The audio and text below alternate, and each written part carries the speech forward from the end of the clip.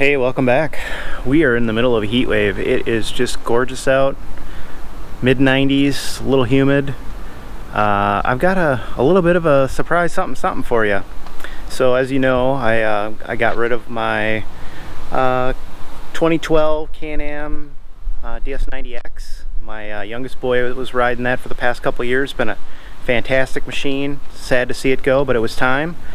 So we needed to replace the machine with something that he could get around in the woods, and he had a problem, you know, riding a two-wheel drive machine, getting stuck in some of the holes and stuff. So I think we've got the machine to handle that problem for him. Check this out. So look what we picked up yesterday. It's a 97 Honda 300 all-wheel drive. I'm sure everybody's familiar with this machine. It's one of the most famous Hondas on the planet.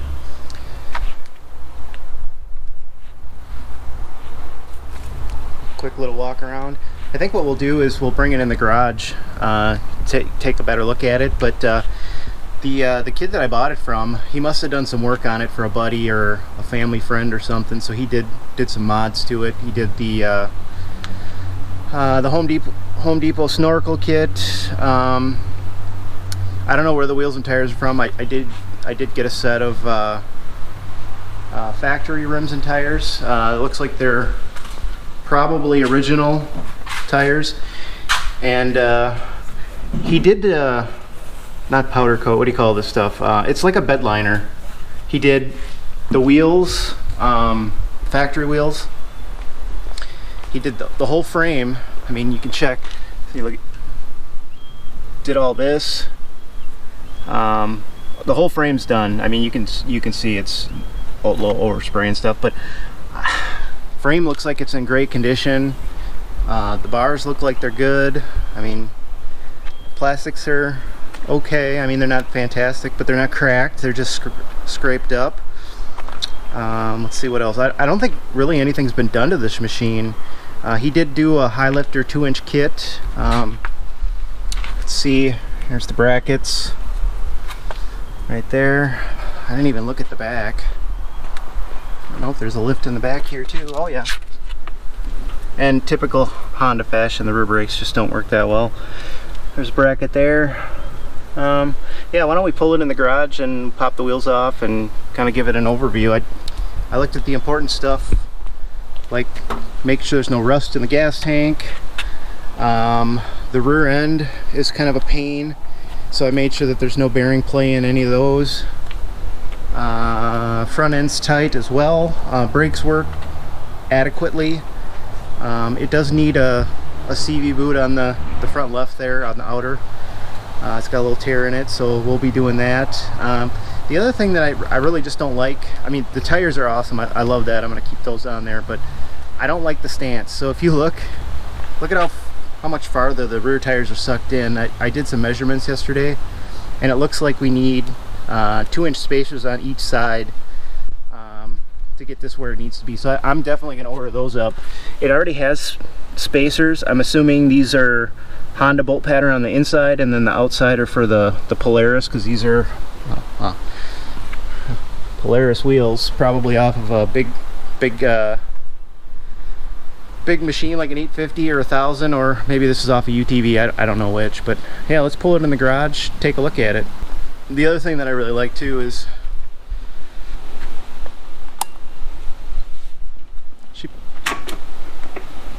look at this. I mean, that's awesome for a carburetor.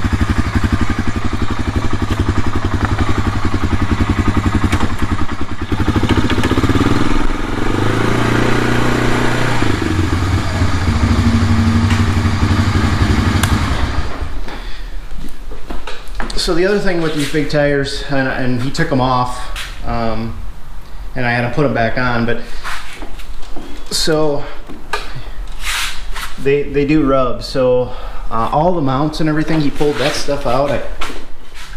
I do have all the rear brackets and then some of the front bracket stuff in here. But I think the first thing I'm going to do is I'm going to try and figure out what you guys are doing to kind of keep this back. I've seen where you can get like the floor plate and put that in here, and then people will zip tie the back and the front to the floor plate. I don't necessarily know that I want to do that, because where we ride, all the floorboards seem to kind of hang us up. So I'd like to keep the floorboard, at least that's what I've noticed with my Foreman. So, and you can tell this guy's he's been mudding this thing. It was used for a hunting machine, from what I was told. So pretty much the same thing that I do. And this thing was full of sand. There's still a bunch of muck in there, but that was all full. So yeah, he water rode this a lot. I don't know how long the snorkel kit was on. This looks relatively new. I mean, there's no sun fading on here at all, so he probably just did that.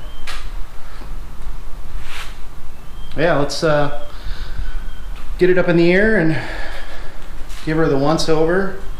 I don't think it's going to need much of anything, but I mean, it runs beautiful.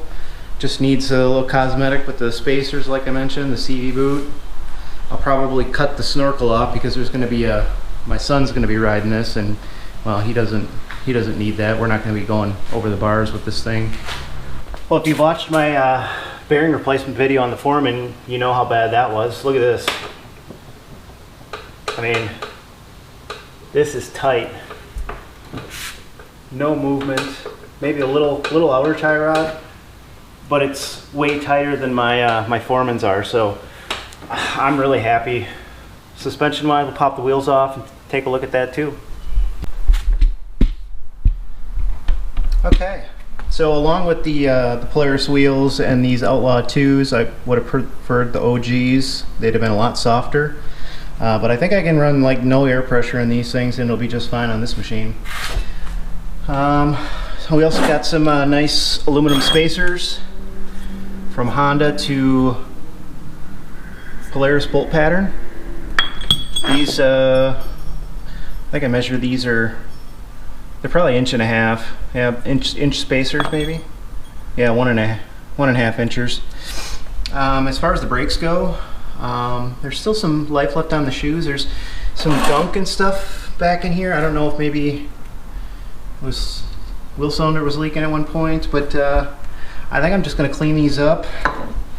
The drums look okay. They probably just need to be ridden a little bit. There's no lip on here, so I don't need to grind anything off or sand anything off. So I think that's what I'll do. I'll just clean up this surface, make sure that the O-ring can seat properly, and brake clean this off, and we'll be good. Here's a better shot of the CV boot. In case you were wondering, that's what that looks like when they go out. I'm pretty sure all of us have encountered that before. But I'm pretty pleased with the so far with what I've seen. It's not missing any hardware yet, so happy about that. But yeah, we'll dig into all four sides and kind of see what's going on. I think it's good though. Okay, so I think all the deposits and stuff that were along here was grease, so something let loose. Maybe they didn't clean it out well enough after they replaced the parts. I don't know. So I'm just going to clean everything. I did hit this surface with the wire brush, and then I'll probably just put a little grease on the seal here, just to make sure that it stays nice and soft. I know I've got silicone too, so I don't know if I'm going to use that or not, but I'm going to pretty much do the same thing to the other side, and then we'll take the back wheels off and kind of take a look around, and I don't know, see what else we tinker with today. Yeah, the other side looks pretty much the same. Got a little grease in here, so I don't know what's going on, but again, just like the other side, we're going to clean everything out, ride it for a while, and then I'll come back and check it in a couple of months and see if anything else has changed from there. It could just be residual from before. I don't know. New machine. So I'll clean that up and then we'll move on. Just kind of looking over this whole area. I don't even know what kind of winch this is, but let's see if I can get in there and get a shot.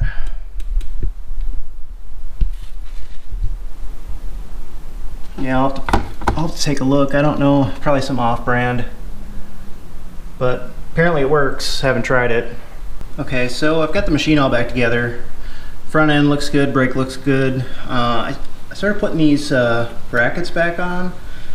He took them off because the tires hit, but what I was thinking is, and I'm pretty sure somebody on the internet tried this, but what I'm thinking is if I put this in my vise and roll it back like that, I should be able to kick the bottom end out enough to where it holds the plastics out of the way. So that's what I'm going to try first, and if that doesn't work, well, you know, we already took them off, so we'll figure something else out.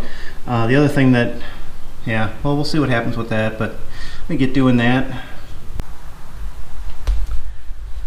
Well, so I took the four-wheeler around the house after I bent all the fender supports back, and we had a little bit of a carnage action going on. It basically ripped, the tire ripped this out of the metal, and it punched the side, or the top piece, right through the plastics and folded everything up. So I guess I'm gonna have to take this off and put the plastics all back together. But I think what I'm gonna do is I'll probably take this off like I did on the other side and see if I can kind of mock up how I want it to look. The only thing that I didn't like is when I was bending this back, I noticed it pushed the fender out, and it looked really weird. Here, I'll show you in a sec on this side. So when I pushed the bar back, what happened is the fender ended up looking like this, which that's really janky. So I don't know. You guys help me out here, but I think, honestly, I think the solution is either to either make my own footwell, foot pad, footrest, whatever you want to call it, or spend 80 bucks and just put a set on. I don't know what's better. I like this open, so yeah, if you guys have some ideas, let me know, but I'll be looking on the internet, and yeah, I'm gonna do some videos on this machine, get it all trail worthy, and then yeah, we'll take this one and the big boy out and do a little mudding, and yeah, we'll see what happens. Thanks for tuning in. I really hope you like this machine as much as I do. I'm super excited, but alright, so I couldn't help myself. I already started working on this thing. Let's see, what did I do so far? Got the spacers in yesterday, 2 inchers, and we're getting close to being square. It looks pretty good. I started doing some cleaning. I don't like, I did a little cosmetics. This is gloss. I painted this gloss, but I need to get some satin, but just kind of trying to make sure that stuff doesn't rot out. I cleaned the tank. There's a bunch of garbage all over here, and threw some wax on it. But yeah, this thing is going to be so much fun. It is pretty hard to steer with the tires on here, so I'm curious to see how my kid's going to do riding this thing, but I'm hoping to get out within the next couple of weeks and really give this a thorough test and see how she does. Yeah, look for more content on the 300. I'm still up in the air about what I'm going to do about the clearance issues. I might just bite the bullet and put in the footwells. It seems to be what everybody else does, so we'll see what happens. But yeah, good luck. Thanks. Peace.